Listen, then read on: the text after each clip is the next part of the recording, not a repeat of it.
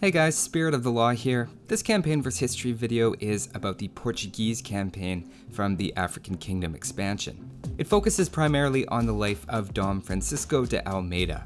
Now, if you've played it before, you know it's a much more difficult campaign than a lot of the original Age of Conquerors ones, and has a lot of names and trigger events, which might have gotten you wondering what's the real story behind some of those. Hopefully in this video you'll end up with a better idea of the connection the campaign has to history and the parallels with some of the choices that you get to make. Let's check it out.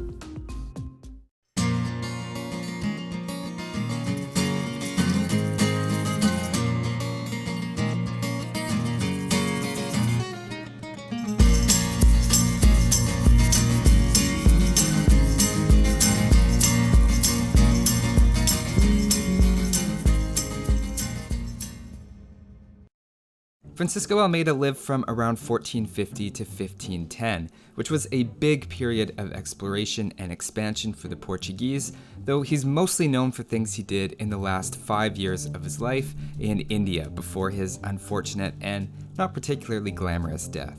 In fact, the narration begins after his death, taking a look back at how things really shouldn't have ended for him the way that they did. It felt to me like a bit of a callback to the El Cid campaign, right away presenting the idea that the hero is loyal to the king, almost to a fault, and the king in return is suspicious of the hero's success and tries to take them out of positions of authority. The story then backs up to start things off at the War of the Castilian Succession, about 35 years earlier, when Almeida was in his 20s. Just to quickly summarize what that war was all about, in the Iberian Peninsula at the time, the major players were Portugal, Castile, Aragon, Navarre, and Granada. In 1474, after Henry IV of Castile died, there was some debate about whether his successor should be his daughter Joanna, or if it should be the king's half-sister Isabella. This is the same Isabella that later financed Christopher Columbus's voyage. She happened to be married to her second cousin, the prince who was next in line for the throne of Aragon, while Joanna was married to her uncle, the King of Portugal. Kinda weird. So this meant that Portugal and Aragon ended up going to war over who got Castile. In reality, France was also temporarily on the side of Portugal, and different people in Castile had their own agendas and loyalties, but we're just going to simplify it to Portugal versus Aragon, since that's what's depicted in the scenario. A really important battle in the early part of the war was the Battle of Toro, which is where the campaign starts. You begin by playing as Prince Juan, trying to defend Toro, and follow that up with destroying some Aragonese camps and taking the city of Zamora. If you've heard of King John II, it's the same guy, and it all gets a bit confusing here, since Isabella had a son named Juan, and the Juan showed here is referred to as John most of the time in English, though Juan isn't actually correct either, since that's a Spanish name, and his name was the Portuguese version of João. If that's not confusing enough yet, his mother was named Isabel, not to be confused with Isabella of Castile, whose father was named King John II. Not King John II of Portugal, this was King John II of Castile. You'll notice that names tend to get repeated a lot, since this is way before the hippie trend of giving kids weird names. The level ends with the successful capture of Zamora, half of which you're given when you destroy the Aragonese camps, and the other half you need to take by crossing a bridge and fighting for it. In reality, the Battle of Toro is seen as much more indecisive, and occurred right after an unsuccessful siege by the Portuguese of Zamora on their way back to friendly territory. The Portuguese weren't necessarily beaten in the Battle of Toro, and Prince John had actually won the particular side of the battle he was fighting on, but the Portuguese ended up withdrawing, also losing the city of Toro later the same year.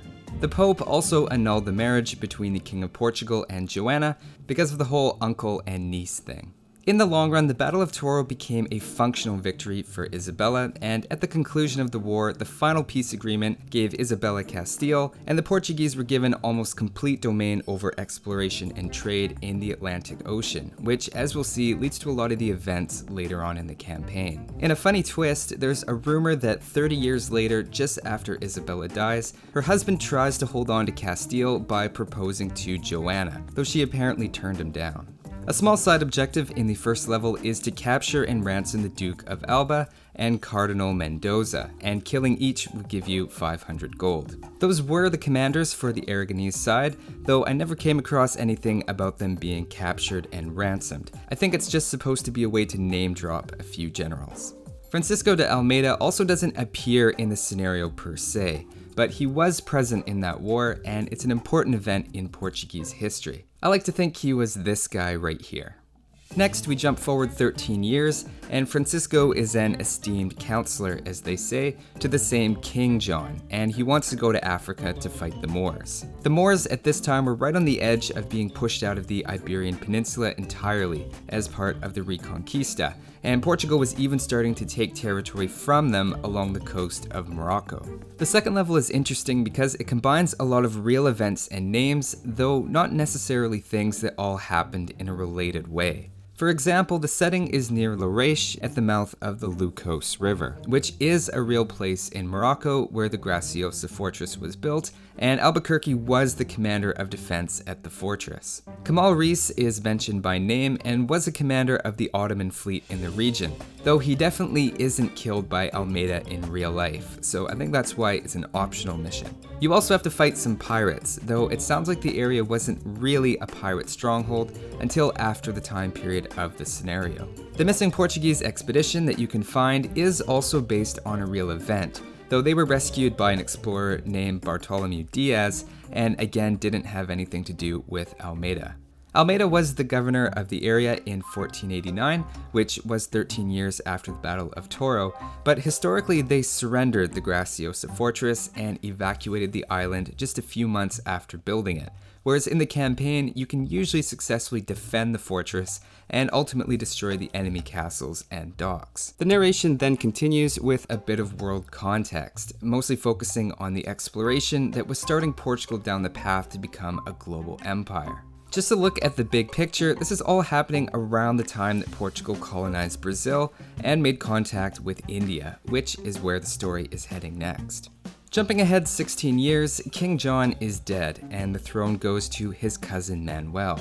Almeida is appointed as the first viceroy of India to set up a permanent Portuguese government there, and leads the 7th Portuguese Armada of 22 ships to India by way of sailing around Africa. If you're wondering why he didn't go through Egypt and the Suez Canal, that's because it won't be built for another 370 years. The level starts with assembling your scattered fleet after reaching the Swahili coast. You have an early choice to make between bringing a rebel leader to a nearby island for extra troops, or if you want to bring him to the Red Kilwa village for execution in order to get a town center along with some villagers. This ends up having diplomatic consequences for Zanzibar as well, who prefer you not hand him over and declare war on you if you execute him. It basically gives you a choice on your starting conditions, and regardless of how you approach it, you'll end up needing to fight Kilwa to destroy their castle, and fighting Mombasa. That's probably because in reality, Almeida did fight both of those two cities. You can avoid fighting Zanzibar as long as you don't give Muhammad to Kilwa,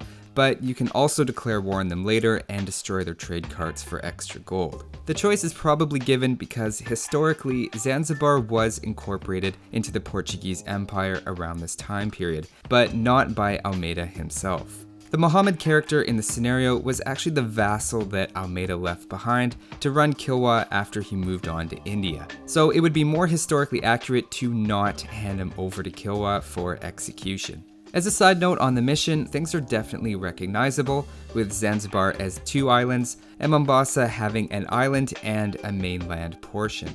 A month later, Almeida arrived on the Malabar coast of India at a place called Anjadiva, and he built a fortress on the island. Things didn't go as smoothly as they'd probably hoped though, and there were various riots, with the biggest resistance coming from the Zamorin of Calicut, not to be confused with Zamora, the city in Spain from the first mission.